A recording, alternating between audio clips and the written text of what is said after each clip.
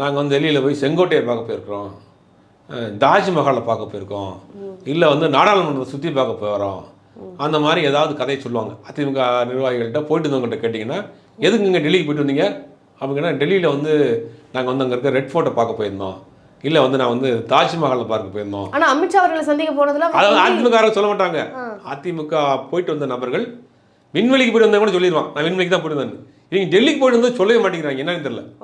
அந்த அளவுக்கு பாஜகவை பார்த்து பேசிவிட்டு வந்ததை கூட வெளியில் சொல்வதை அசிங்கம் நினைக்கிறாங்க அதிமுக தலைவர்கள்.